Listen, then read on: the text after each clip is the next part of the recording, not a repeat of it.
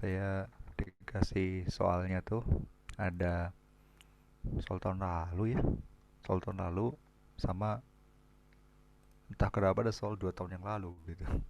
Jadi ada soal Pak Zeli tahun lalu, Bu Is tahun lalu sama Pak Zeli 2 tahun yang lalu.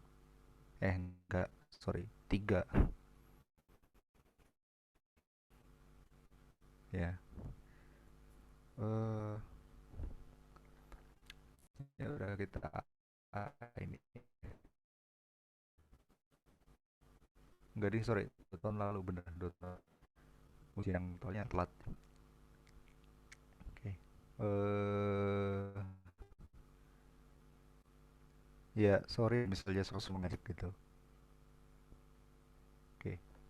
eh Oke, kita mulai ya dari mau yang mana dulu? Mau yang Bu Is dulu atau yang Pak Zeli dulu? Boleh Kak, yang mana aja? Ya udah, yang Pak Zeli dulu aja lah. Oke,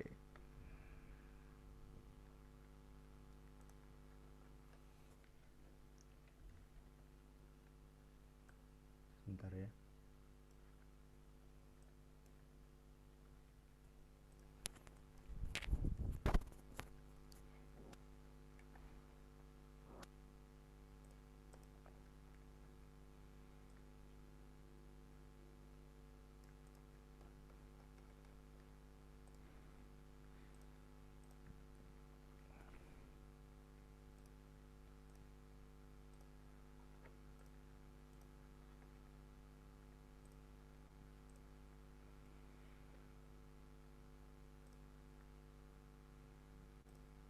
Oke, jadi eh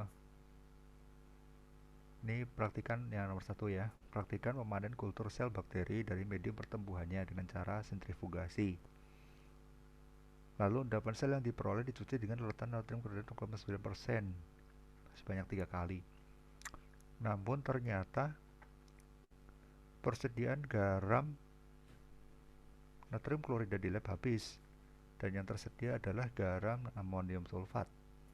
Berapa konsentrasi larutan amonium sulfat yang dapat digunakan sebagai larutan pengganti untuk mencuci endapan sel tersebut? Oke, jadi nomor satu ini intinya adalah eh,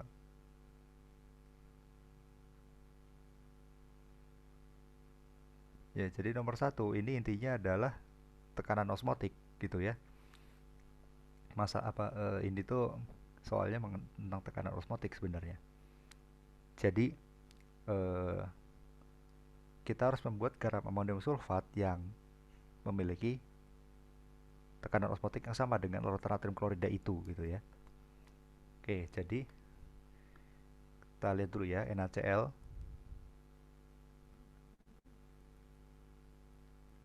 NaCl tadi kan 0,9% gitu kan. Nah, jadi di sini persen sorry, tadi persen apa itu? W per W ya. Oke. Persen W per W itu artinya adalah 0,9 gram NaCl per 100 gram larutan gitu. Oke. Nah, eh ya, gitu.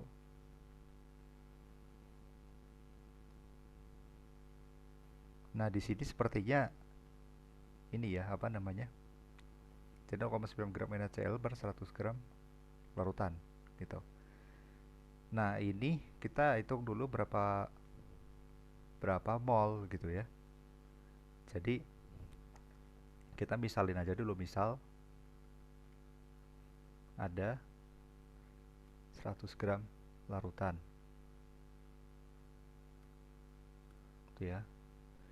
Maka mol NaCl-nya ya 0,9 gram dibagi sorry, ya benar dibagi ya. Dibagi sama MR-nya 58 gram per mol.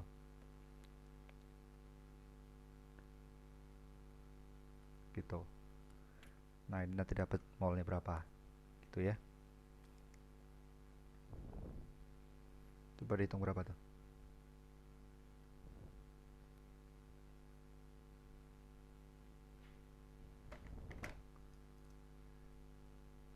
0,0155 ya mol gitu. Nah ini tuh eh,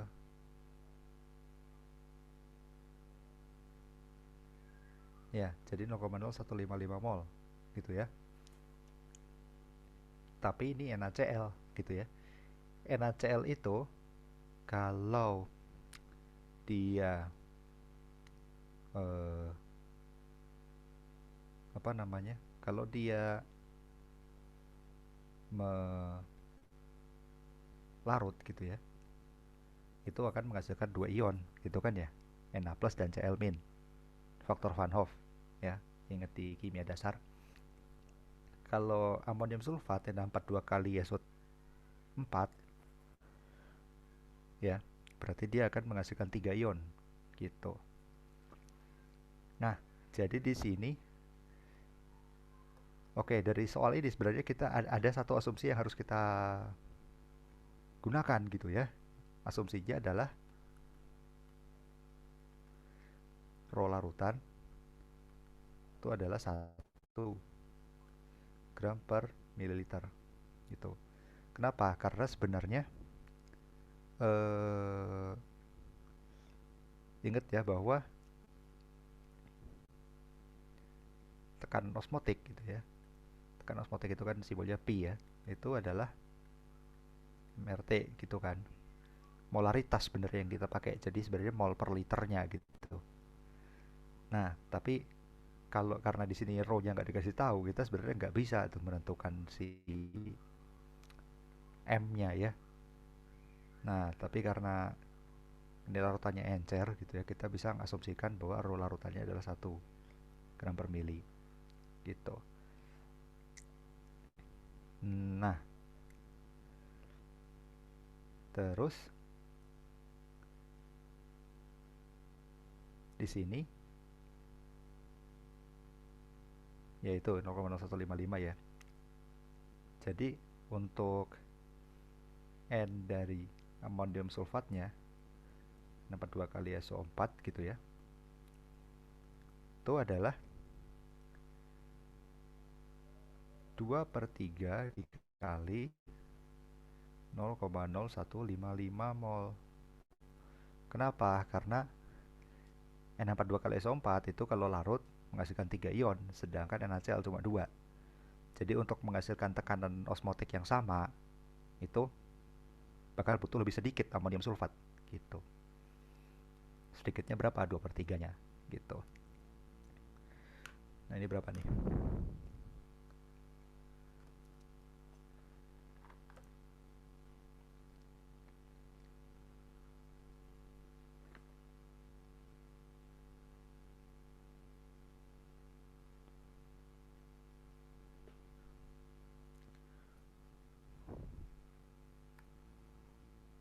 0,0103 mol.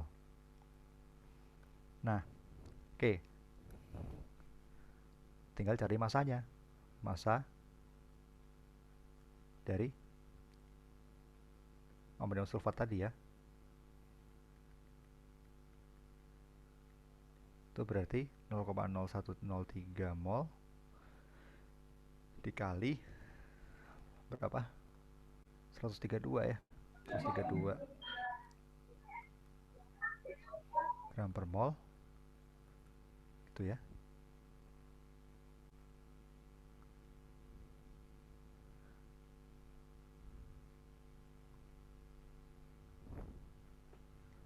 Itu 1,36 gram. Berarti nanti konsentrasinya adalah ini karena volumenya sama gitu ya, berarti kan kita pakai asumsi yang sama juga. Jadi nanti 1,36 gram per 100 gram 1,36% gitu. Iya, benar 1,36%.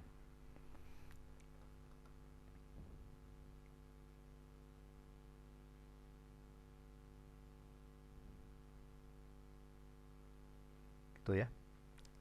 Jadi ini tekanan osmotik aja. Kenapa tekanan osmotiknya harus sama? Kalau tekanan osmotiknya terlalu rendah, nanti dia selnya pecah. Kalau tekanan osmotiknya terlalu tinggi, nanti selnya mengkerut gitu. Jadi selnya harus larutannya harus isotonis dengan selnya gitu.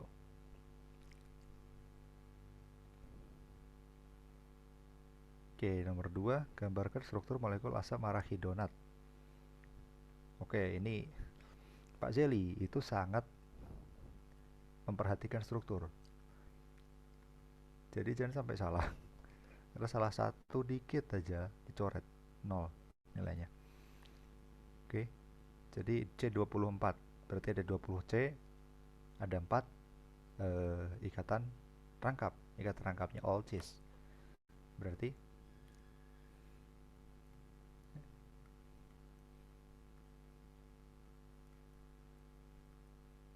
1. Tadi kan ikatan rangkapnya di mana 5, 8, 11, 14 ya. 5, 8, 11, 14. Berarti 1, 2, 3, 4, 5, 6, 7, 8, 9, 10, 11, 12, 13, 14, 15, 16, 17, 18, 19, 20. Terus bikin rangkapnya. Nah, gitu. Oke, 3.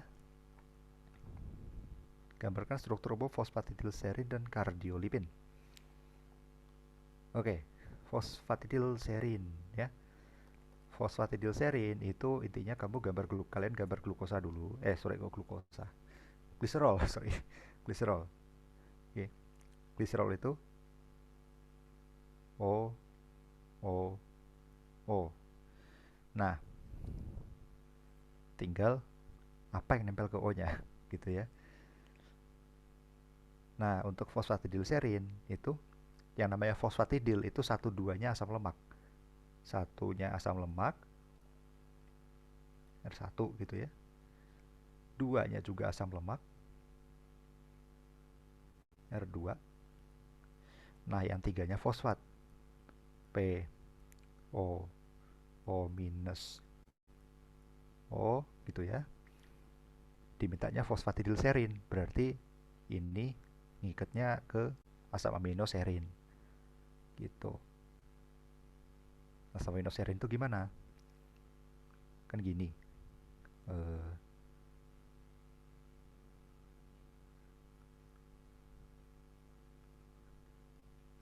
gitu. Serin itu ininya OH gitu ya. CH2OH. O min. Nah, ini serin. OH-nya ini ketemu fosfat. Jadi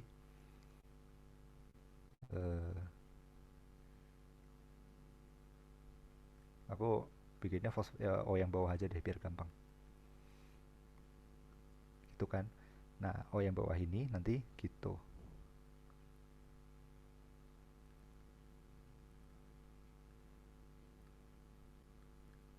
Nah, gitu. Ini fosfatidilserin.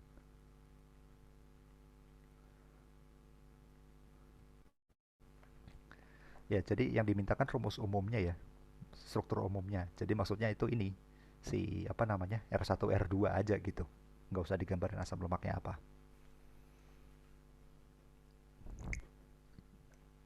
Oke.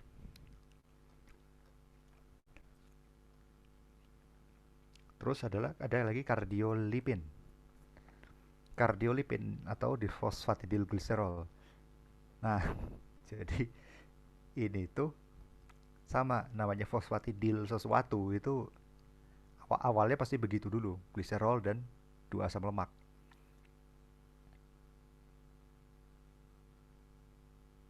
Tinggal nanti apa yang nempel ke fosfatnya gitu.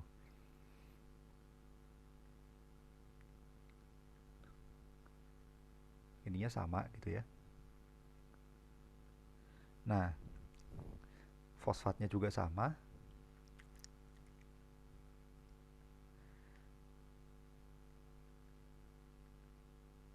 Nah, ini dia bilang apa? Difosfatidilgliserol.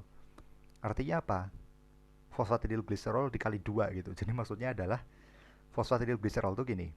Jadi yang nempel ke O-nya gliserol gitu ya. Gliserol itu kan gini. Gitu. Nah, OH gitu ya ininya. Nah, fosfatidilgliserol tuh gini. Jadi OH gitu di ujung sananya. Tapi karena dimintanya di fosfatidilgliserol, ini itu kalian kayak cerminin gitu ya. Jadi ini fosfatidil juga yang bagian kanannya gitu. Jadi ini P O O O min. Nah, kalian bikin fosfatidil lagi di sini. O O itu ini berarti R3 gitu ya. Nah, ininya salah. Ininya adalah R4 gitu. Ini adalah apa tadi, kardiolipin atau difosfatidilgliserol gitu. Jadi jadi ceritanya tuh gliserolnya ditempelin 2 fosfatidil gitu. Makanya namanya difosfatidilgliserol. Kalau fosfatidilserin, serinnya ditempelin fosfatidil gitu. Oke, mikirnya gitu. Jadi serinnya ditempelin fosfatidil. Kalau ini gliserolnya ditempelin 2 fosfatidil gitu.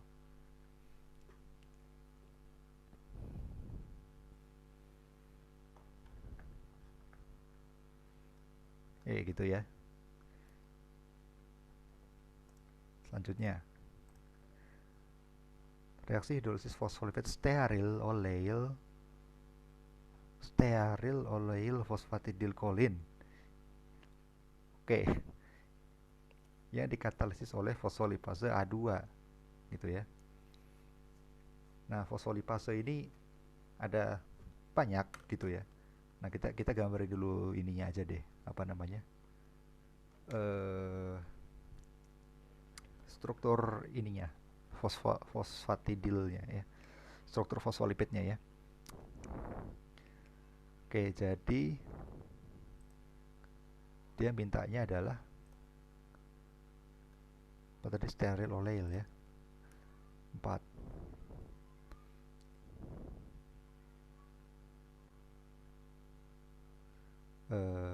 Dari mana aku gambarnya ya?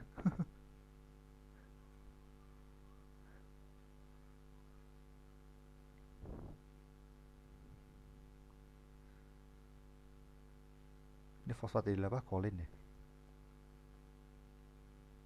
Oh iya, fosfatidil kolin. Jadi fosfatidil kolin itu ininya 1 2 N, N yang ikat 3 metil. Jadi dia positif. Itu namanya kolin. Nah, gitu. Nah, terus ininya eh, asam lemaknya ya. Tadi dia minta apa? Yang satu steril ya. Steril itu 18, nggak ada rangkapnya. 1 2 3 4 5 6 7 8 9 10 11 12 13 14 15 16 17 18. Oleil itu 18 ada rangkapnya di 9 ya. Jadi 1 2 3 4 5 6 7 8 9 10 11 12 13 14 15 16 17 18. Nah, gitu.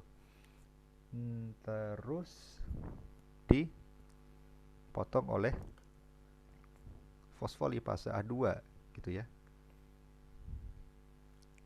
Nah, jadi fosfolipase itu ada banyak. Bedanya adalah di ikatan apa yang diputus gitu ya. Jadi kalau eh, gampangnya gini, fosfolipase A itu yang diputus adalah asam lemaknya gitu ya. Jadi kalau A1 gitu ya. A1 tuh di sini karena ini asam lemak yang pertama kan. A1. A2 itu di sini gitu ya. Nah, yang lain apa? Ada C sama D. C itu motongnya di sini. Kalau D itu potongnya di sini. Gitu ya. Nah, jadi eh, kalau dengan fosfolipase A2 gitu ya, maka ini dengan H2O gitu ya. Karena hidrolisis ya lipase itu. Tambah H2O. Jadi ya ini. Gapat ma 6 cupan lalu 2 gapat ma 6 cupan O. O. Nah, ininya jadi OH. Ininya tetap ya.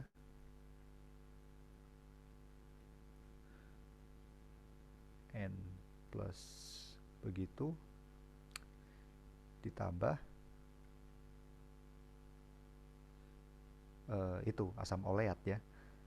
1 2 3 4 5 6 7 8 9 10 11 12 13 14 15 16 17 18 OH. Nah, jadi gitu. Ini fosfolipase A2 gitu.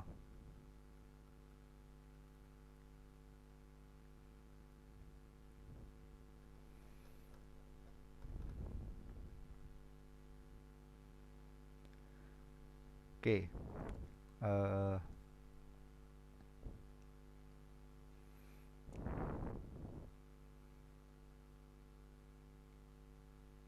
Nomor 5 itu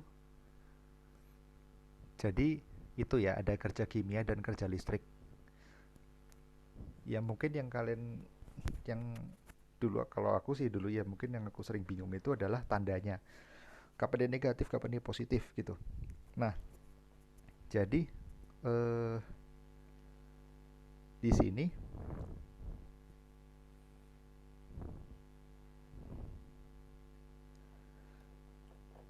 kita paling gampang itu gambarin dulu diagramnya gimana. Tuh ya. Jadi tuh ya. Nah, ini membrannya gitu ya ceritanya. Terus dari eksterior ke dalam sitosol. Jadi ada sitosol, ada eksterior. Nah, di sitosol berapa? Sitosol 12 milimolar, eksterior 145. Jadi ini dari eksterior ke sitosol, mintanya kan gitu. Eksterior itu 145, sitosol 12. Tuh sama-sama milimolar kan ya? Ya. Eksterior 145, sitosol 12. Ini Na+, ya. Nah, terus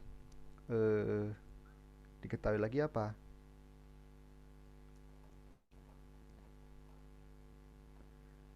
Potensial basal membrannya minus 60 volt. Nah, jadi ini minus 60 volt. Benar kan? 60 volt. Sorry, milivolt ya. Makanya kok gede banget 60 volt. Minus 60 milivolt. Oke. Nah, jadi kerja itu ada dua ya, kerja kimia sama kerja listrik. Gampangnya gini, kerja kimia itu akan bernilai negatif. Jadi yang kita mau itu adalah, yang ditanyakan itu adalah arahnya ke sana, gitu ya, ke dari ekstraseluler dari eksterior ke sitosol, gitu. Nah, arah ini itu gimana? Konsentrasi turun, konsentrasinya turun kan dari 145 ke 12 gitu ya. Bukan konsentrasi turun, sorry, konsentrasi tinggi ke rendah. Konsentrasi tinggi ke rendah ya. Terus apalagi? Dia dari eksterior ke sitosol. Jadi gini, minus 60 mV itu artinya sitosol lebih negatif 60 mV daripada eksterior. Itu. Potensial sitosol itu lebih rendah daripada eksterior. Lebih rendahnya seberapa? 60 mV. Gitu. Jadi ini dari potensial tinggi ke rendah. Gitu. Nah, sekarang yang kerja kimia dulu ya. Kerja kimia itu jadi gini, eh, zat itu akan cenderung spontan bergerak dari yang konsentrasi tinggi ke konsentrasi rendah, bener nggak? Karena apa namanya? Ya kayak misalnya kalau kita ada kalau ada air gitu terus kita tetesin sirup, maka sirupnya yang konsentrasi tinggi itu lama kelamaan akan menyebar gitu kan. Jadi memang kecenderungannya itu adalah dia akan bergerak dari yang konsentrasi tinggi ke rendah. Maka harusnya kerja kimianya ini negatif gitu. Kenapa? Karena dia ya udah spontan aja gitu. Nggak perlu eh, nggak perlu bantuan energi luar gitu ya. Jadi tanpa bantuan energi luar dia akan kecenderungannya memang begitu gitu, dari konsentrasi tinggi ke rendah gitu. Maka ini nanti tandanya harusnya negatif. Nih ya, kerja kimia tuh eh, rumusnya sebenarnya dikasih sih ya, yaitu adalah RT ln C2 per C1.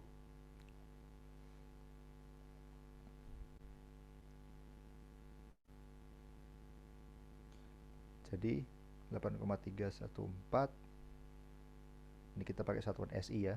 Itu kan tadi 25 derajat ya mintanya. Ya, 25 derajat berarti 298 dikali dengan ln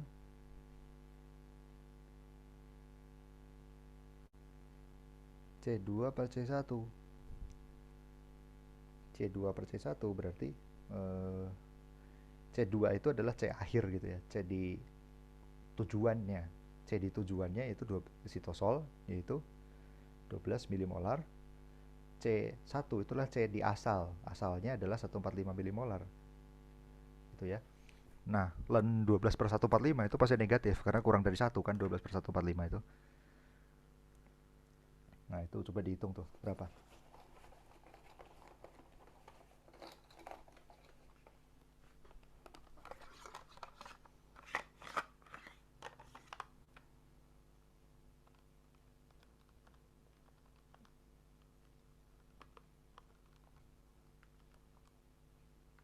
Nah, ini akan dapatnya minus 61 6,17 aja lah, 6,17 kilojoule per mol itu, nanti satuannya kilojoule per mol itu.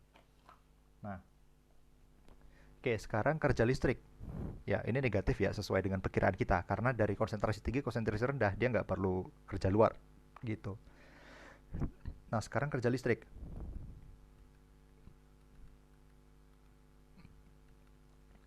Nah, jadi kerja listrik itu adalah, jadi minus 60 volt itu artinya di dalam lebih negatif ya, di luar lebih positif gitu ya. Nah, Na plus itu adalah ion positif gitu ya. Sesuatu yang bermuatan positif itu akan cenderung bergerak dari eh, daerah yang lebih positif ke daerah yang lebih negatif gitu ya. Tarik menarik tolak menolak lah gampangnya gitu. Karena dia ion positif maka dia akan cenderung bergerak ke arah yang lebih negatif gitu. Artinya apa? Artinya eh ini Na plus itu memang secara alaminya dia pengen masuk ke dalam sitosol gitu.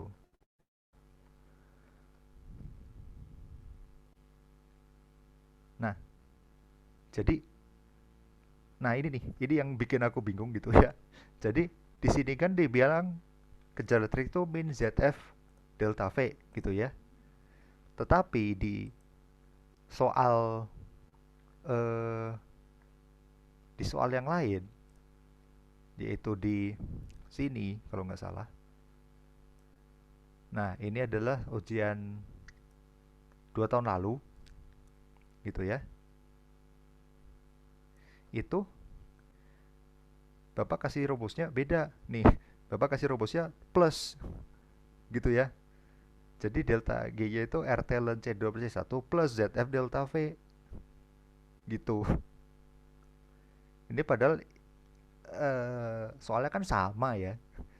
Bedanya cuma ini nih, kenapa rumusnya di sini plus, kenapa di situ minus, gitu ya. Nah, jadi sebenarnya yang benar tuh adalah dia ini ya. Jadi intinya gitu. Si kerja listrik itu begitu. Jadi kalau dia searah dengan dia maunya bagaimana, misal Na plus, maka karena dia in positif berarti dia pengennya dari positif ke negatif, dan yang ditanyain itu searah gitu ya, maka kerja listrik ini harus negatif nanti ujung-ujungnya, gitu ya.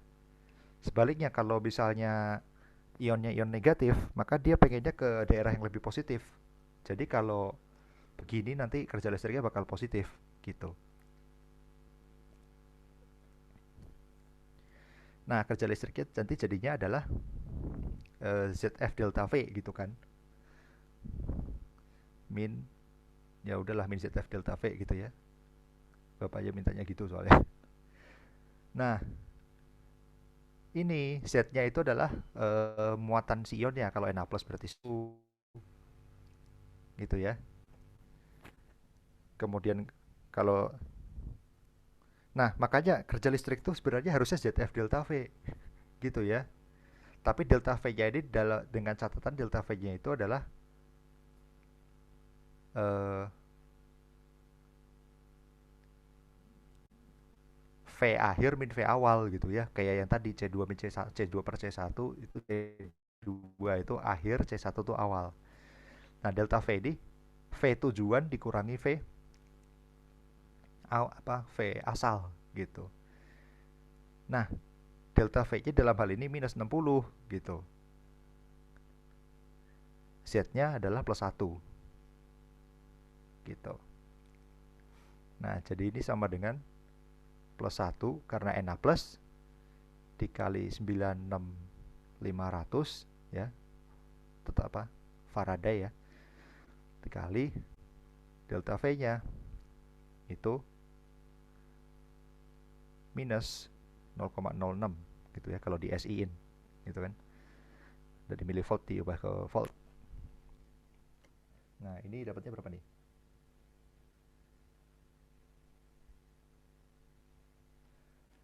Dapatnya nanti minus 5,79 kilojoule per mol. Maka kerja total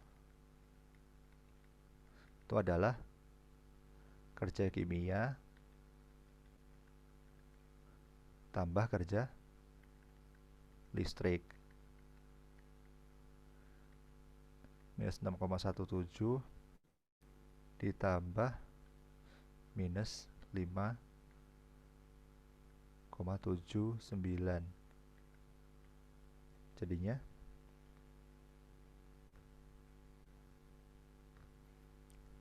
minus 11,96 kilojoule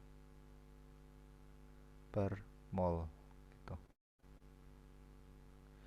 Nah, karena negatif berarti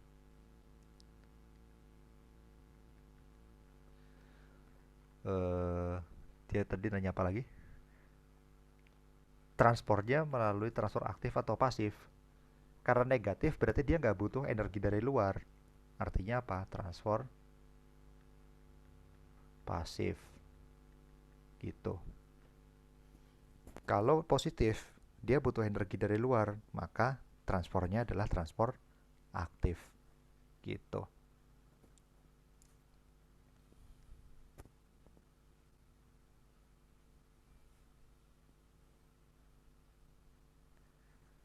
Oke, nomor 5 ada yang pertanyaan dulu nggak nih?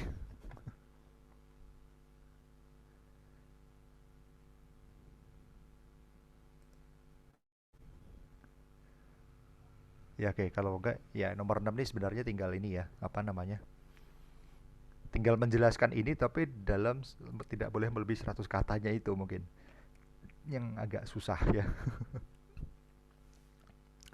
Tapi intinya gini, H plus ini didapatnya dari air kan.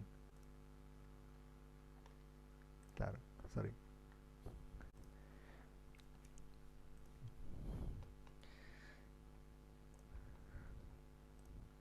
Ya intinya nomor 5 itu gitu ya. Jadi kalau konsentrasi itu kalau dia konsentrasinya dari yang tinggi ke rendah, maka pot kerja kimianya harusnya negatif. Kalau dari konsentrasi rendah ke tinggi, harusnya kerja kimianya positif. Potensial itu kebalikannya. Sorry, potensial itu juga sama. Jadi kalau dia ion positif, dia pengennya tuh dari positif ke negatif. Kalau ion positif dari positif ke negatif, berarti harusnya kerja listriknya negatif. Tapi kalau ion positif dari negatif ke positif, kerja listriknya harusnya positif gitu.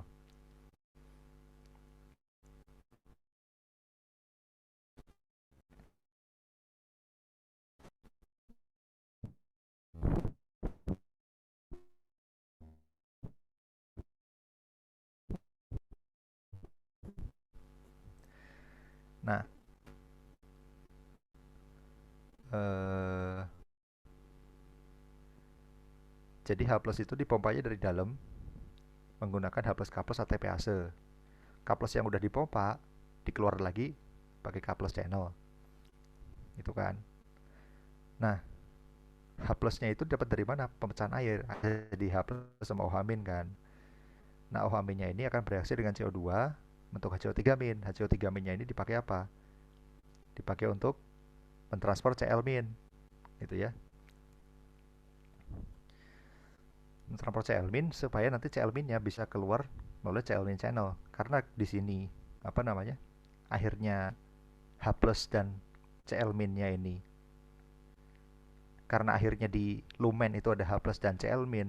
Nah, itu makanya kita sebutnya dia memproduksi HCl gitu ya. Jadi HCl yang diproduksi di lambung itu sebenarnya diproduksinya H plus dan Cl min gitu ya, bukan sebagai HCl gitu.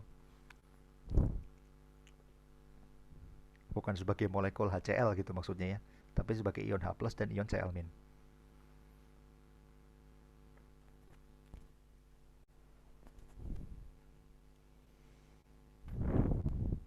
Oke, gitu untuk yang soal ini ya. Oke, sekarang kita ke soal buis dulu deh ya. Untuk yang ini kayaknya coba kerjain sendiri aja ya. Kita ke maksudnya ini kan mirip-mirip sama yang tadi gitu, terutama yang nomor empatnya gitu ya. Nomor 2 juga dalam tanda kutip tinggal gambar struktur gitu. Oke. Eh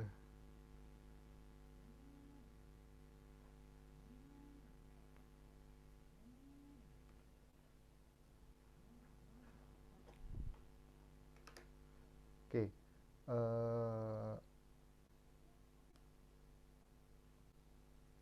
Di sini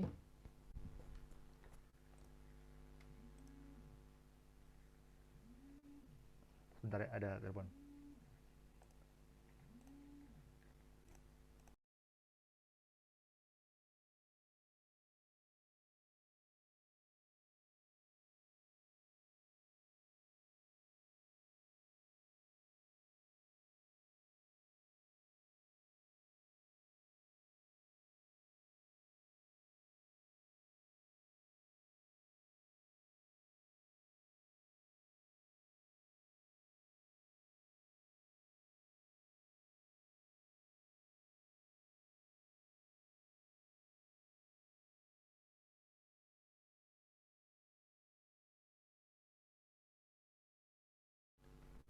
Oke.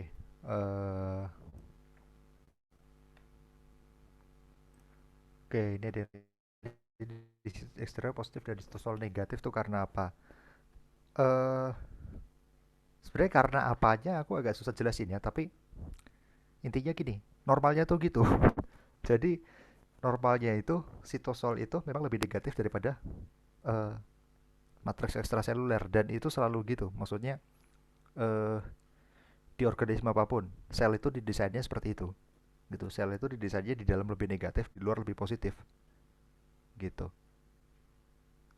Jadi tanda minus 60 milivolt itu sebenarnya minusnya itu menandakan bahwa oh di dalam tuh lebih negatif daripada di luar gitu loh.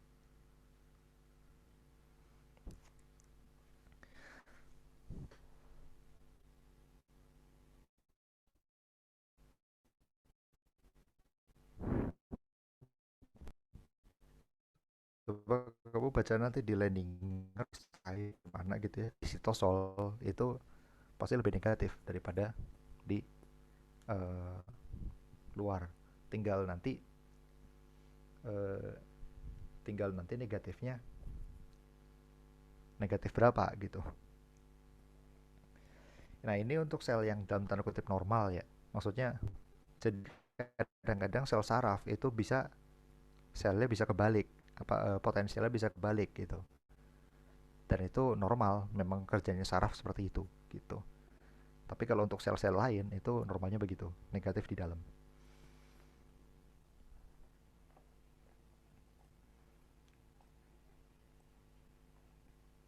Oke, sekarang kita coba soalnya Bu Is ya. Eh, oke.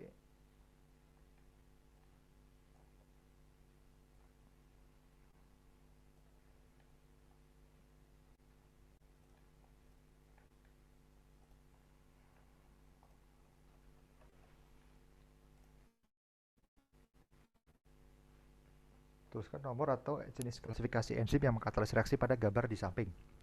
Ya, ini kan transfer Gusfuk. Jadi ini terase gitu.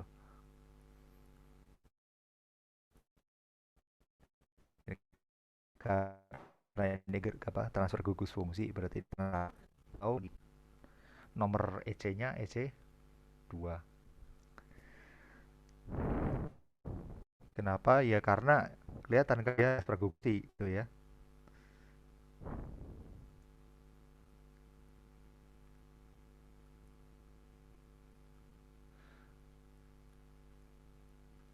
Tuliskan skema reaksi yang sesuai jenis reaksi enzimatis ini.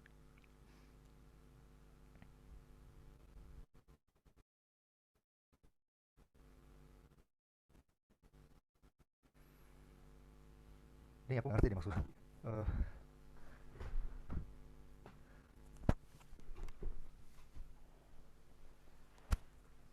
apa ya maksudnya ini? Skema reaksi.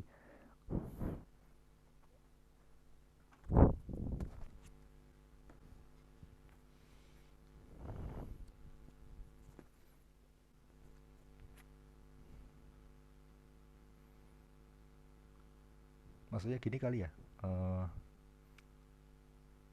A B tambah C, A ditambah B C. Mungkin gitu maksudnya.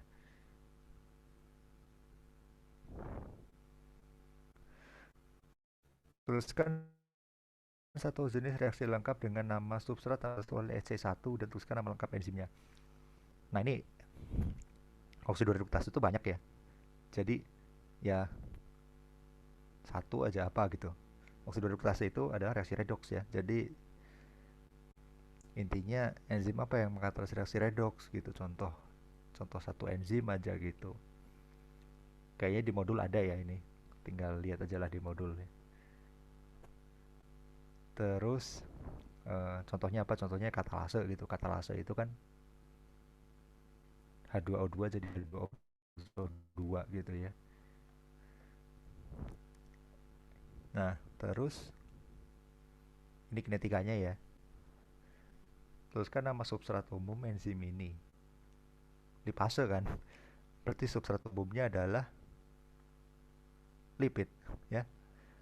Dalam tapi secara khusus itu adalah trigliserida gitu ya.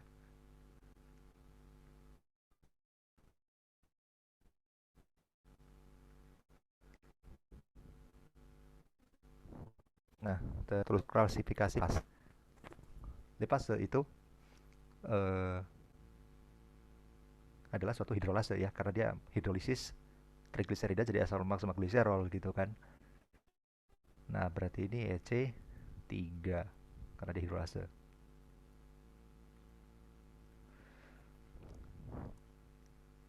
Nah, parameter kinetika ya kayak modul 3 lah ya. Kalian bikin seper-sepernya gitu ya. Terus nanti dapat eh,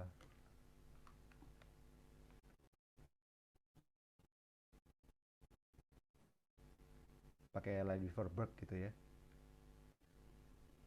Dan nanti kalian dapat si Vmax dan Km-nya. Gitu. Nah, kaket itu tinggal Km di apa kaket itu Vmax dibagi konsentrasi enzim. Nah, aku coba masukin ya. Jadi ini nanti kalau kalian masukin ke regresi itu ya.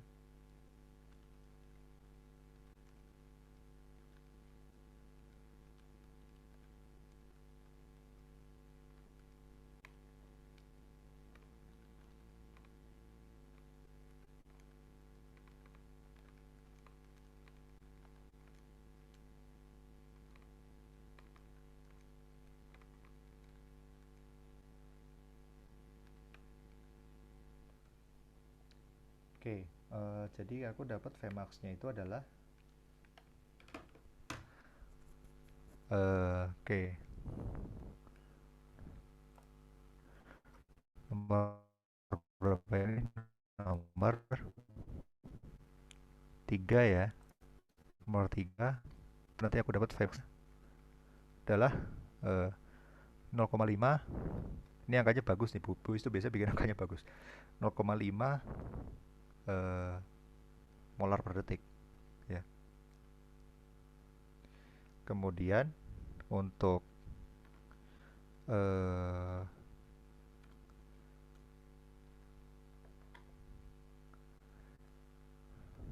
KM-nya gitu ya.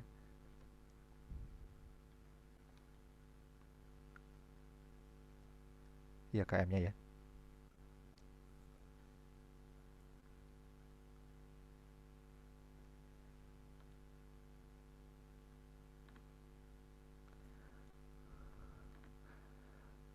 Oke, bentar.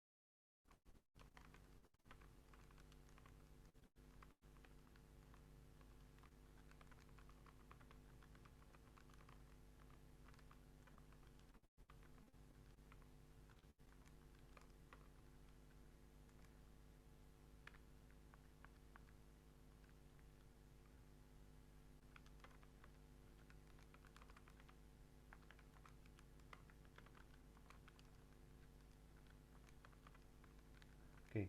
Nah,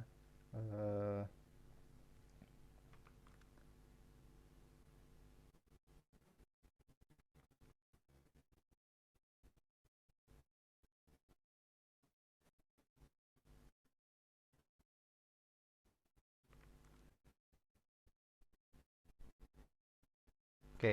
Itu 4.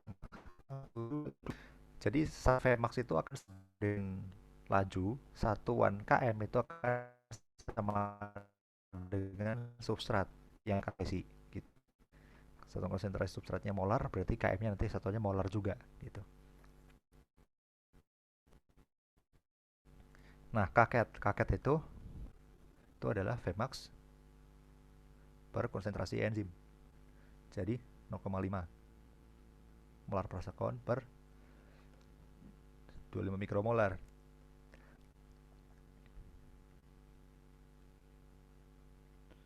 Molar gitu ya.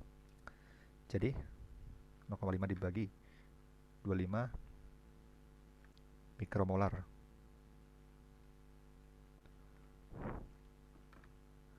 itu nanti dapatnya 20.000 sekon pangkat min 1 itu ya. Nah, oke, terus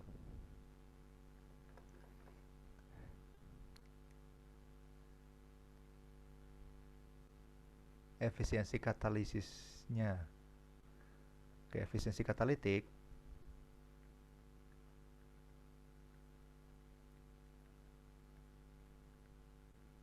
itu adalah kakat per km.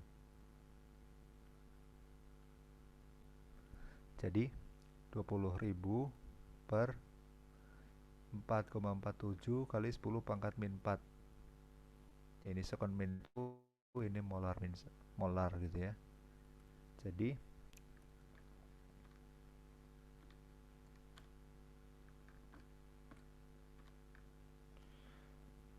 ini agak gede ya, 4,47 kali 10 pangkat 7 molar min 1 sekon min 1 gitu ya, satuannya jadinya. Nah, oke. 4 sorry, 4. Ini masih 3 ya. 3 ini 3C itu ya. 3D itu jika enzim ini menggunakan substrat lain memberikan Km 10 mikromolar, hitung efisiensi katalitik enzim ini terhadap substrat B. Oke, dengan Km yang sama gitu ya. Jadi dengan Vmax yang sama. Berarti ya lagi ya, efisiensi katalisisnya itu adalah kakat per km, tapi sekarang km-nya itu adalah 10 mikromolar.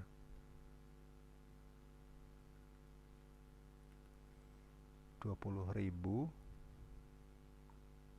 sekon min 1 per 10 min 6 molar.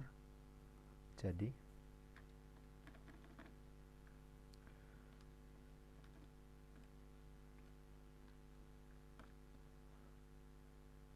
2 kali 10 pangkat 9 molar min 1 sekon min 1.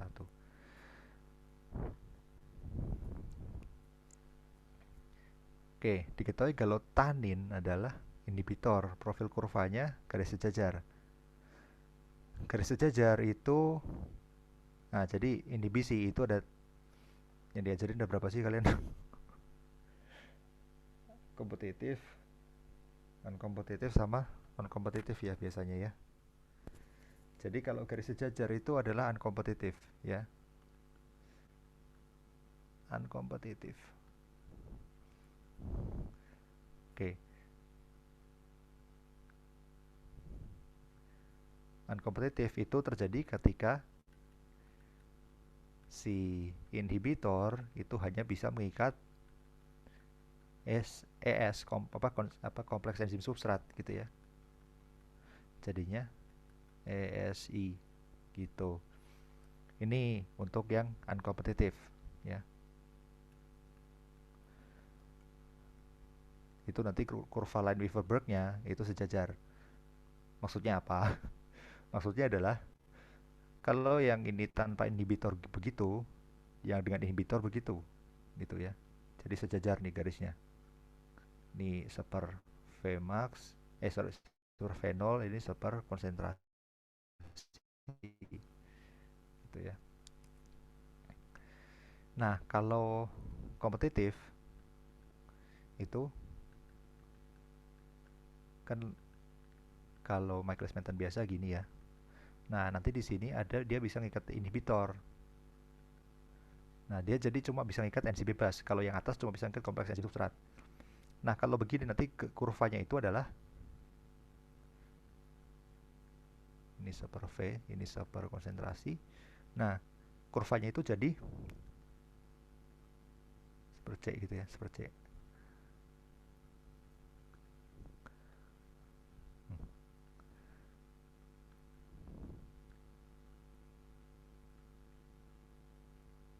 Nah, itu kurvanya kalau awalnya begitu gitu ya.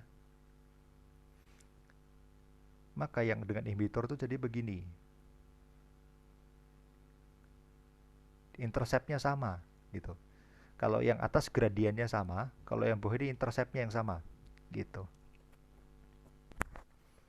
Itu kompetitif kalau yang bawah.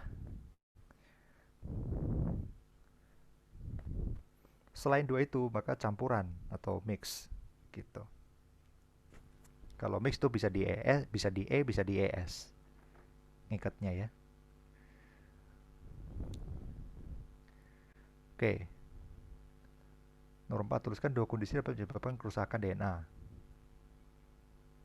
Ya, intinya sih ada mutagen atau ada radiasi, biasanya sih gitu ya. Jadi kalau ada radiasi, radiasinya itu bisa bikin radikal, terus bisa rusak DNA-nya gitu ya. Jadi DNA-nya elektronnya lepas gitu ya, terionisasi. Kalau bahan kimia itu bisa menyebabkan apa namanya, basanya berubah gitu misalnya. Nah kalau basanya berubah itu bisa menyebabkan kerusakan DNA juga gitu. Nah terus eh, suhu juga bisa menyebabkan denaturasi misalnya ya. Jadi nanti jadi single strand gitu. Tapi itu apa, fisik doang sih biasanya. Kalau yang benar-benar rusak tuh ya itu, kalau nggak bahan kimia, radiasi. Oke, tuliskan tiga jenis RNA lengkap dengan namanya. Itu ini ya, mRNA, rRNA, dan tRNA. Kalian ingatnya gampang, MRT. Ya, jadi mRNA, rRNA, tRNA. M itu messenger, rRNA itu ribosomal gitu ya. R-nya, T itu transfer gitu. Digambarkan struktur di nukleotida GT dan tuliskan nama lengkap G dan T. Nanti aku bingung nih maksudnya apa. Maksudnya nama lengkap G dan T ini maksudnya apa, aku bingung. Maksudnya apakah G sebagai nukleotida gitu ya. Tapi kalau di nukleotida GT itu gini strukturnya ya. GT berarti dari 5 aksen ke 3 aksennya G terus T. Berarti gitu dulu, terus ini guanin nanti.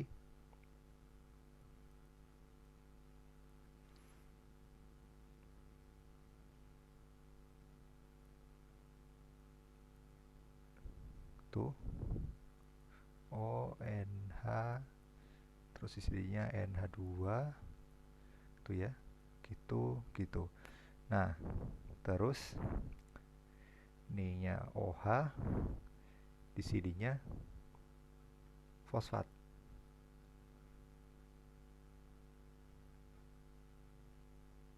Gitu kan. Nah, terus O yang ini dihubungkan ke nukleotida yang bawahnya gitu. Gitu. O, dia minta di nukleotida berarti dua doang ya. Berarti ini OH, ini OH. Nah, terus ini dia minta apa tadi? Timin ya. T timin ya. Berarti timin itu nanti ini N, situ di double bond metil, situ ini N lagi, terus itu O, ini NH, sininya O, gitu. Udah selesai. Ini adalah nukleot apa? GT gitu ya. Nah, nama lengkap G dan T itu mungkin maksudnya ini ya, apa namanya? Nukleotida G itu, jadi G itu guanin itu kalau dalam bentuk nukleotida. Jadi gini. Bahasanya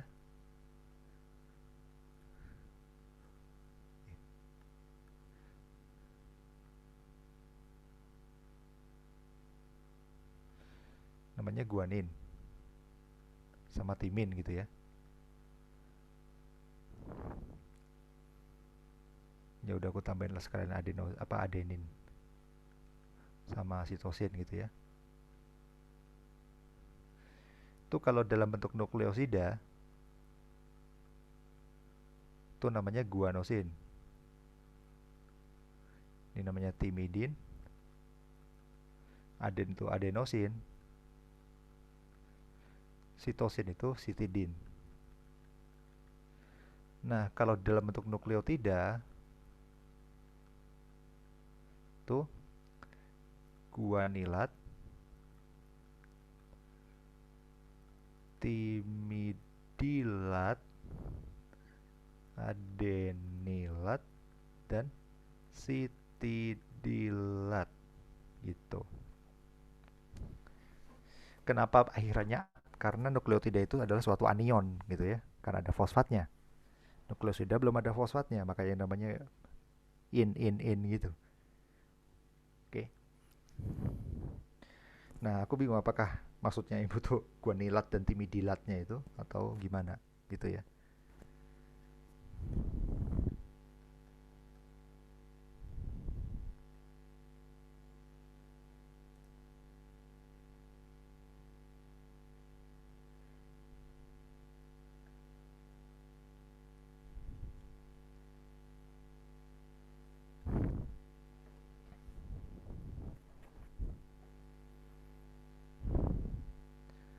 Oh iya, oke oke.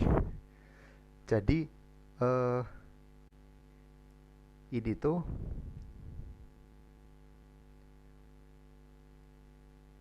ya ini ada yang nanya ya. Jadi si gulanya hidro apa ada apa deoksiribosa atau ribosa gitu ya.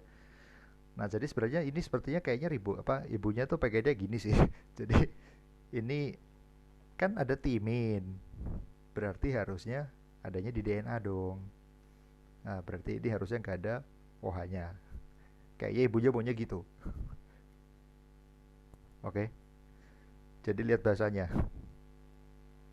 Soalnya kalau gini pun nanti tetap ini sih. Ya tetap di nukleotida juga gitu.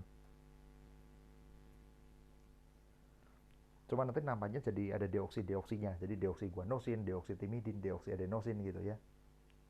Ini juga deoksiguanilat, deoksitimidilat gitu.